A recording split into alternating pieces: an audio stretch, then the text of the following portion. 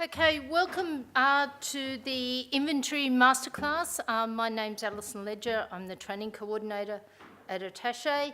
Welcome to the people in the room and also to our people online listening in today or whenever you are listening in. So some of the things that I will talk to you about today is managing your inventory, looking at adjusting your product costs. People get this all around the wrong way, including me sometimes. Looking at the purchase orders that are in your system as well, goods received notes. I notice if I look at some of your data, there are goods received notes going back in your system to the year 2012, 2011. How do we get rid of those out of the system? Your purchase orders that are partially complete and things like that, how do we look after those as well? We'll also talk about bill of materials as well, which is something new to the software. And just some sales analysis reporting and prospects as well, prospects and quotations. I'm just going to take a drink. Okay, but one of the things I wanted to start off with, in one of the earlier sessions, Marianne was talking about our online services, our inbox and outbox, BizDocs. And that all comes down to, of course, you emailing invoices to your customers. But when you are selling inventory or goods to your customers, sometimes you want an invoice to go with the goods, and you also want an invoice to be emailed to the accounts department of that customer. So how do you get two different layouts to go to, one to the printer, one to via email? So when you set up your forms designer,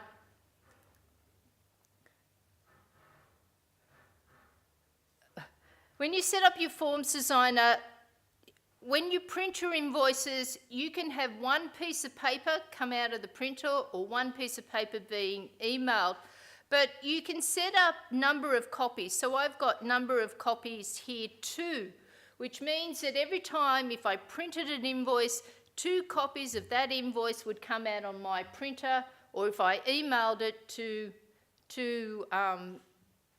copies would go via email. By doing that, by setting up 2 copies in your forms designer, you can have different fields on different copies.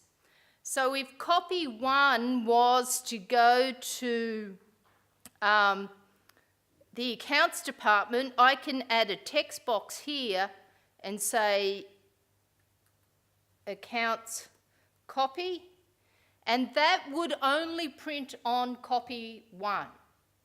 Okay? So you can have different words on different pieces of paper, if you like, copy 1 and copy 2. So you just have to get your wits about you to do that.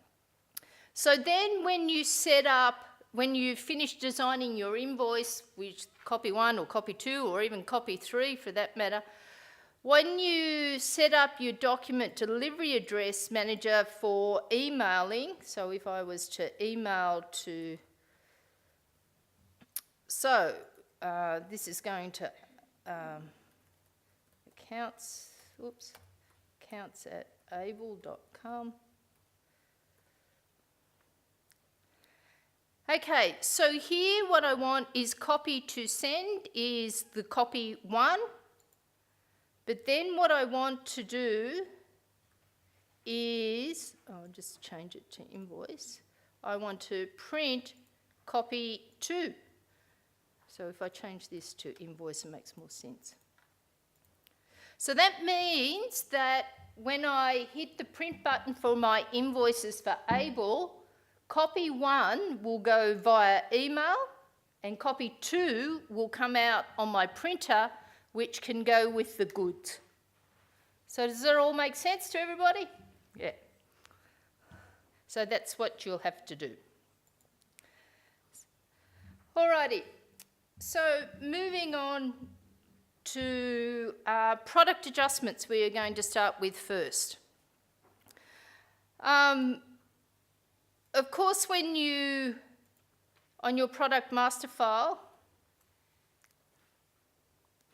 you'll see there that I have a unit cost of $306.40 for this amplifier. And of course, I can't change that on the master file. So that cost gets updated every time you receipt goods in, and that unit cost will be adjusted. But I can't change that figure, okay? Once you add that product to the system and you start receiving goods, the cost will be automatically updated, but I can't change it there. If you need to change the unit cost, what you can do is you can use product adjustments. So I put in the relevant product code. I can put in a reference if I wanted to.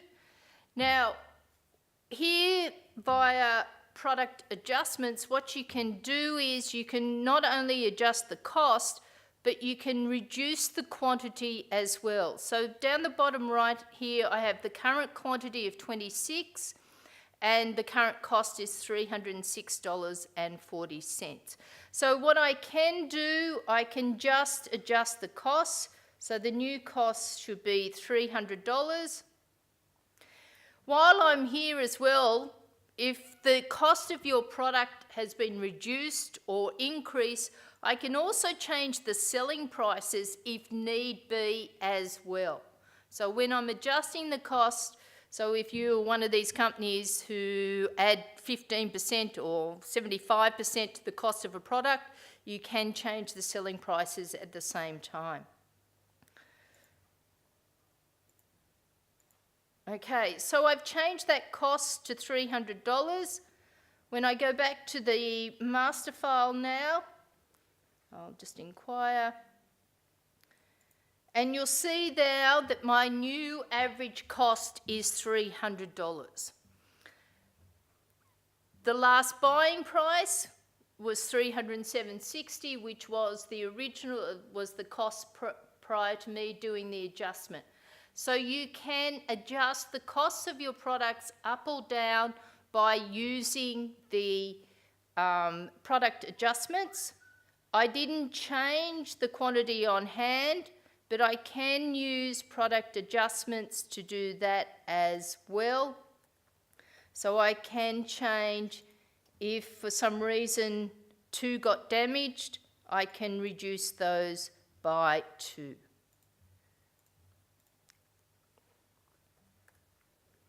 Okay. And you'll see now that it's been adjusted. So you see, if I drill down on that, there's a product adjustment there of -2. Okay, so everything, if you wanted to adjust quantities, you can have that, use product adjustments, and there you will have the full audit trail there. Okay, so you can do that. Alrighty, so let's talk purchase orders. So, one of the first decisions that you need to make when you are using purchase orders with the Attaché software, do you want those purchase orders to create debits and credits for your general ledger? So, some people, when they raise a purchase order, they want to create a future liability in their balance sheet in their general ledger. But some people, when they raise purchase orders out of Attaché, all they want is that purchase order to be a piece of paper to send off to a supplier and not create any debits or credits. So that means that's the decision that you need to make is, when I go to my supplier options, by ticking these options, you will always have the one at the top ticked because that generates the debits and the credits for your supplier invoices. Do you only want to create debits and credits for your general ledger when you do a goods received note? So when you receive the stock in, is that the time you want the debits and the credits for your GL to happen to update your inventory and so on? Or do I want to have debits and credits for my general ledger, for purchase orders, sorry? So you have these options. I can just say, read all those messages. So by setting it up like that, it means that I can raise a purchase order out of attaché, but it will not create any debits or credits, okay? The debits and credits will only happen when I do either a goods received note or a customer return. And of course, when I do my supplier invoices, it will happen that way as well, and create debits and credits. Or I could turn that off as well. So the only time that debits and credits are generated for my suppliers is when I do a supplier invoice. But the norm would be at least to have goods received, because as soon as you receive your goods into stock, you wanted to update your inventory accounts and in your GL, okay? So that's the decision that you need to make, is where do you want your debits and credits to kick in, if you like. Okay. Alrighty. So in saying that, as I mentioned, when it comes to purchase orders, you can set up standing orders, as I mentioned. So I'll just go in and have a look at these.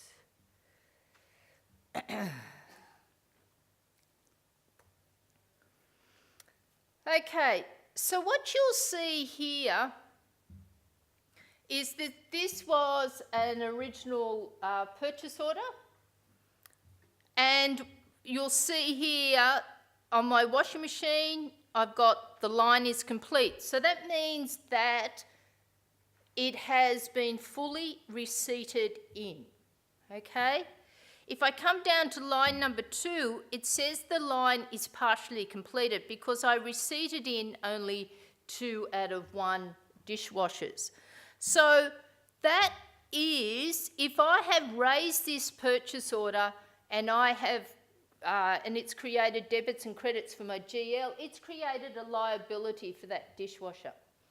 If I leave it sitting there and never complete this purchase order, I have this liability sitting in my balance sheet. If I know that that dishwasher is never going to arrive, what I need to do is to complete the line. So I choose F6 and it says, will these goods ever be supplied? And I will say no. So now, when I finish, that purchase order is fully complete. So it's not in my list. So to find out what purchase orders that you have that are old, and you will print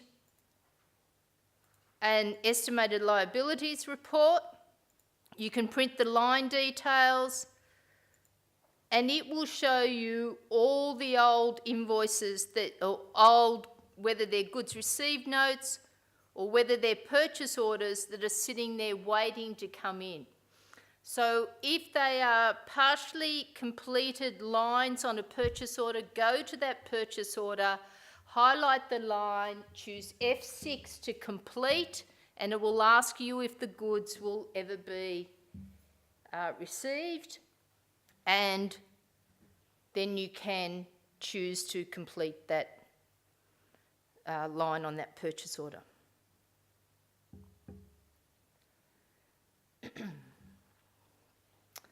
All right, so if I just take you through I just need to find out which one I'm doing. Okay, so you'll see here that I have, on this purchase order, I have 5 fridges.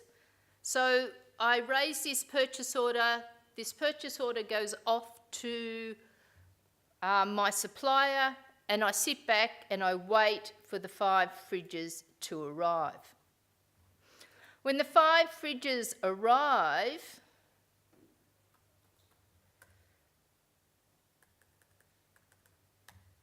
I read the purchase orders in. Now, if you've got multiple purchase orders in there, what I see is when people are matching goods received notes to purchase orders, they say yes, and these purchase orders might have 50 lines on them. So they say yes and they read them in, and then they go down and they delete the lines that they don't want. So the option is, rather than saying yes to everything, if you choose F5 lines, it will list all the lines, and then you select the relevant lines that have been delivered from here, rather than reading in the whole purchase order and deleting the ones that you don't want. So use the F5 lines option. Okay. Now let's say that with these fridges, only 4 arrived, and I know that I'm not going to get the other one. The other one is not coming. So when I receipt this in, so I don't leave my purchase order with 1 left over, when I receipt, I will receipt 4. Then what I do is I zoom in and I use the cancel quantity field, and I cancel 1. So by using that cancel quantity field, it will complete the purchase order and reverse all of my liabilities and fully complete the purchase order. So I don't then have to go back and do anything to the purchase order. So if you know the items that you ordered aren't coming in when you do the receipt, you use the cancel quantity field. Okay.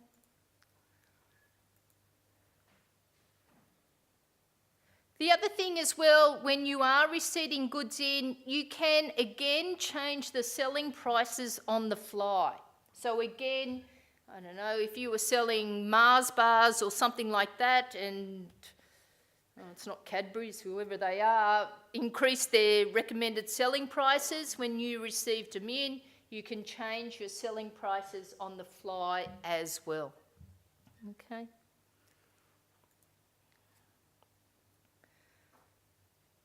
Alrighty. So far, so good. Okay. Mary Ann's just got a question, so we'll just take this question. Is there a way, when a line is partially complete, to see what is remaining on that line? If you print so the question is about what can you see. If you print the estimated liability and choose to print detailed lines, it will show you what is remaining.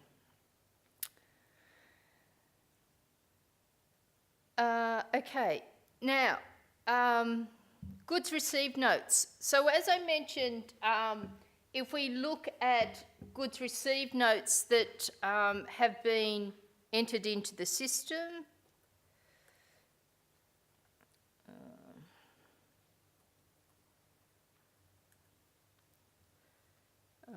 already done that one. I'll just do another one. So I'm just doing a goods received note, so I'll just receive. Okay. So what happens, I just received a DVD player into stock, but I didn't mean to do that. So, and what I've seen when I look at someone's data, there are old goods received notes in the system that have never been read into supplier invoices. So someone in your warehouse might have entered a goods received note and received the stock. Then whoever does accounts payable has entered the invoice but has never matched the two. They've just manually entered. So you have all of these goods received notes sitting in your software, and you can't go back into them. As you can see, I just can't go back in and delete that goods received note. So to be able to remove goods received notes that are in your system, and again you can get a list of them by printing your estimated liability report, what you need to do is, if you have old goods received notes in your system, you need to read them into a supplier invoice and just call it fix up. So I read the goods received note in. So again, what I don't want to do, so when I received that item in, it increased my stock, but I use the cancel quantity field again, and it will remove that one item from stock. So if you have entered a goods received note incorrectly, you must read it into a supplier invoice and use the cancelled quantity field. But remember, it will reduce your stock quantity by 1. So you need to be careful when you are fixing up these goods received notes that are old in your system. It will reduce your stock quantities. Yep. Marianne's, we just got a question from the floor, and Marianne's running over there now.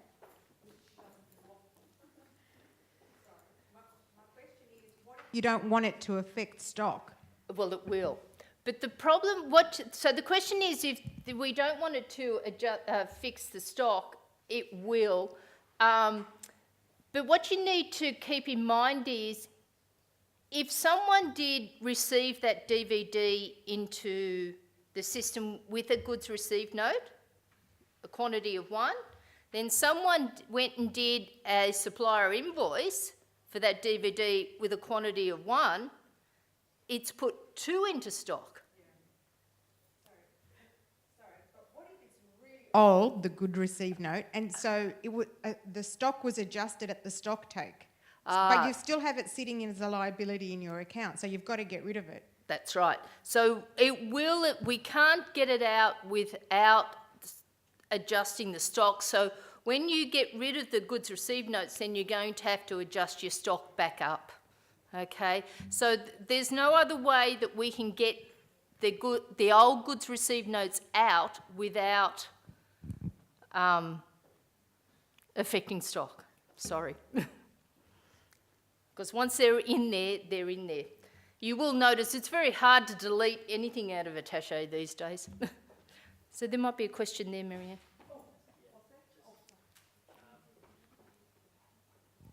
When you do the invoice and you read it in and you have that 1 and cancelled 1, Yep. Does it balance that to 0, or it doesn't? It does the 1? No, it does 1. It'll be, there is no, so if I look up that invoice that I just did, so this fix up, it would, and I zoom in, it's got received and cancelled of 1. Yeah. So they net off. There is a question from the stream, if I may. Yep. Is there a report that shows all the product adjustments for the month, as well as the corresponding dollar value impact this has on the general ledger? I've only been able to find a report that shows the quantity adjusted. Sorry?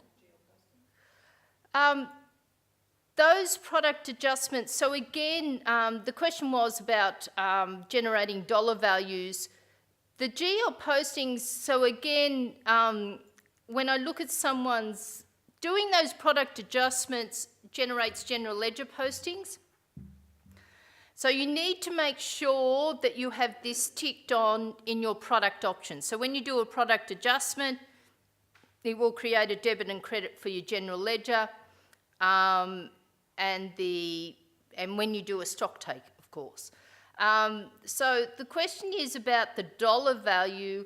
If I looked at my GL postings for products, and here, there I have my stock adjustment. so that will always tell me the dollar value. So the question was, I'll have to have a think about that a little bit more.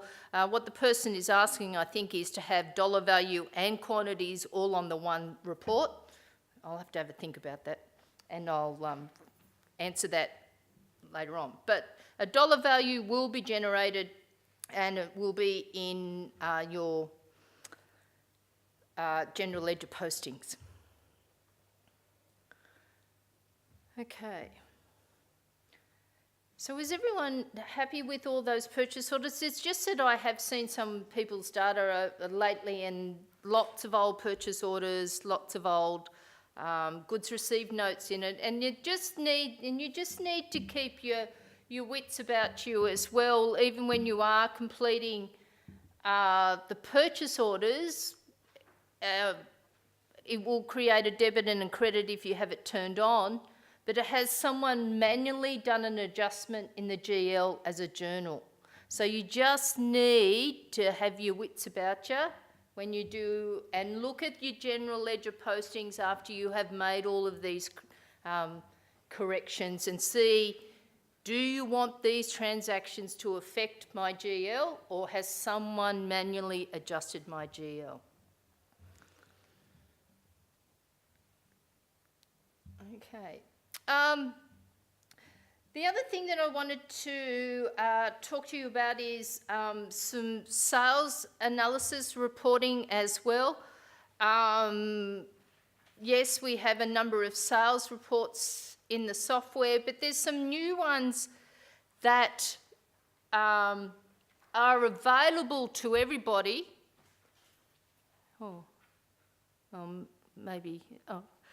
If you're on all-in-one. Yeah, you might have to talk to your attaché consultants about this. Alrighty, so I'll just show you the reports. So they are available whether you're using attaché BI or attaché accounts, and they're available under reports, Clearview, and we have sales analysis detailed, sales analysis products, and sales analysis product groups. Now I printed some earlier just to save some time. So here we have the product group one. So you'll see there that I have Able Sound System, and these are all my product groups. And of course it gives me the quantity sold, the sales value, and my GP, and so on. So for those of you who've been using the software for a long time, you'll notice that it looks like the old sales analysis reports that we had in the system, and so that report is there. So that one is based on product groups. This one is a detailed one. So this one, I'll just make this a little bit bigger. So you'll see there again, I have Able Sound System. It gives me my date and what has been sold. When you run this report, you can run it if you just wanted to see your sales for the month of October or your month of August. You can just run it based on a relevant date range or for one particular customer. And of course the other report is just a summary one, or product totals. So this gives you what customer and how many of each product that they have purchased. So all of these you can check in your own systems when you go back to the office, or you can switch across and have a look now. If you go to reports, Clearview, and do you have those options there, and you can run your sales analysis reports from there. So if you don't have those options when you go to reports Clearview, then you might need to speak to us at Attaché head office, or of course speak to your Attaché consultants.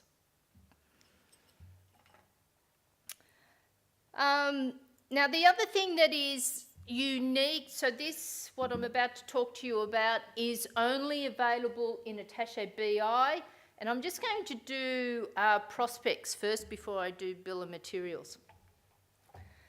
Okay, so there's a lot of, in your companies, you might like to issue quotations to prospects, but we've always had quotations in the system, and you've always been able to issue a quote, but there was no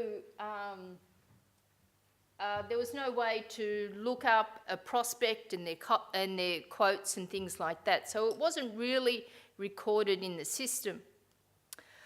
So what you can do now, if I was to do a quote for a prospect, oh, mine are all customers. I haven't gone in.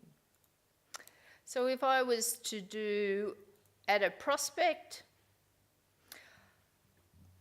I can create the quote and then create a prospect from it, or I can have the prospect sitting here. So if I do my big sky person, and of course you can put all the address details and so on here. So it is more or less exactly like the customer master file.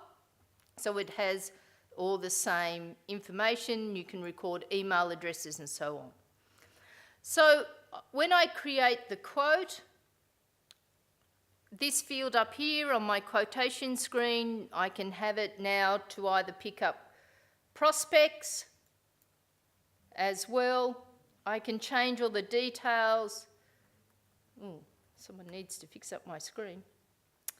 And there I have my quotation.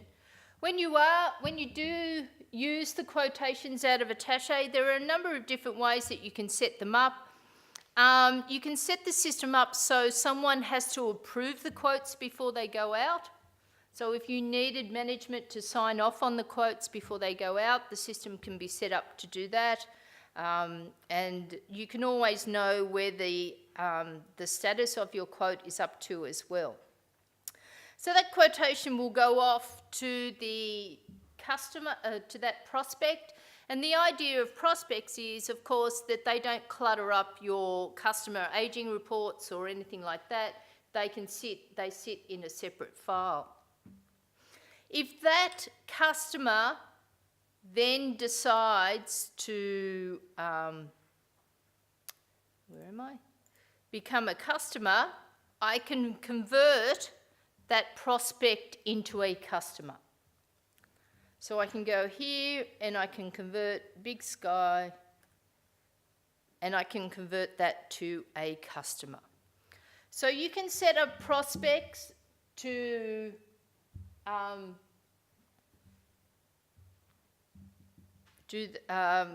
raise quotes for, or as I mentioned, when you do a quote, you can leave the customer code blank, and I can just type in John Smith, sell them a DVD, send that quote off, and then if I wanted to, I can create a prospect from that quotation. So you might have people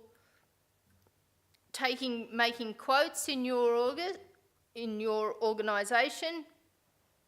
They can enter all the quotes, and then if you want to do follow-ups, you can convert them to prospects and then do follow-ups to all your prospects. So it's just another way of managing, and rather than having everybody set up as a customer, because face it, not everybody is a customer. Some are just prospects, and you don't want them cluttering up. Alrighty. Now the other thing that I'm going to talk about is bill of materials. Bill of materials, again, is only available in Attaché BI. And of course, bill of materials is if you sell groups of items as one single item. So you might be the sort of company that sells gift baskets, and you might sell soaps and bath salts and all that type of things as individual items, but you want to sell as a gift basket. So we can put all those items and put gift baskets into stock, and you can sell X amount of gift baskets. Or you can set up things like here. So I've got a home entertainment system. If I look at the bill details, this home entertainment system is made up of each of these items. So what you can do is if you want to use bill of materials, so if I set up what we call a kitchen pack,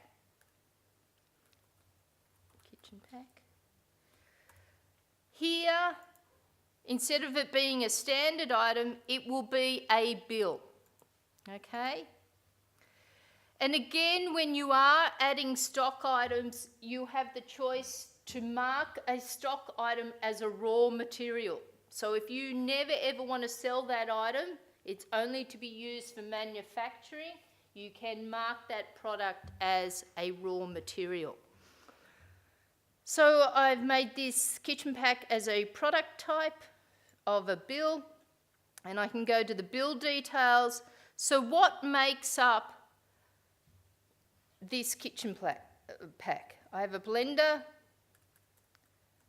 I have a microwave, I have a fridge, and I have a dishwasher. Okay. You'll also notice that I have an option to do sub-bills. Now, sub-bills, for example, if you were building desks and desks had drawers in it, so I could set the system up that every time I manufacture a desk, it will automatically manufacture the drawers as well, okay? I mean, I won't do that today. So there I have it. So that is my recipe for this bill of materials, for my kitchen pack. Okay, so then how do I can use the workflow. So I've created the bill. So I created the bill. So the batch number, it will create a new batch number. So my kitchen pack.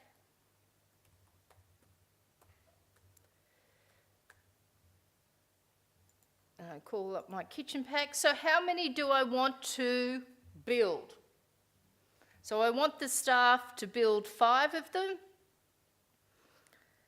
When I create a stock batch, you'll see up here it will reserve the stock. I'll just go back into that one. And so it's reserved the stock, and I can also print a picking slip.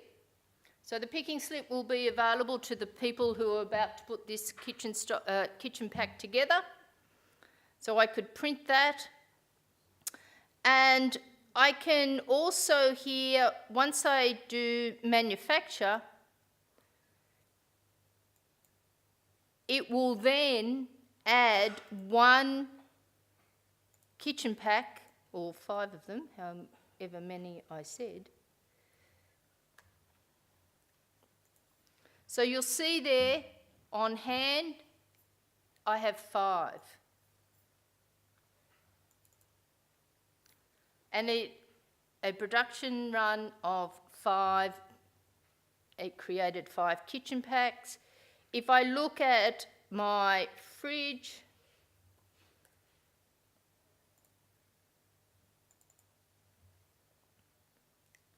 and you'll see there that it's taken 5 fridges out of stock. So it takes the items that are used to build the bill of materials, it takes them out of stock, bills the 1 item and puts X amount into stock. So that is bill of materials for those of you who wish to. So bill of materials can be used for lots of things. So if you don't want to sell individual items, but you want to sell them as a batch, then you can use bill of materials. Bill of materials is only available in Attaché BI. But, is there any questions about anything, Marianne? So we don't have any questions. Just to finalise things, at the end of the session, this afternoon, of course, an email will go to all attendees, whether you're online or here in the room. That will have a survey attached to it. We do appreciate you filling that out for us. Once that is done, then this resource page, the Sprint Training Resources page, which Ritisha has already unlocked, I noticed. So it's unlocked. So the link will be there. These sessions, for those, for the people in the room and for the people online, these sessions have all been recorded. They will be here as well, so you can watch. If any of your staff weren't available today, your staff will be able to watch them back in your office. Did you want to close off? So what I might do is just pass across to Marianne to finish off and close off. I thank you all very much, and I hope to see you all again very soon.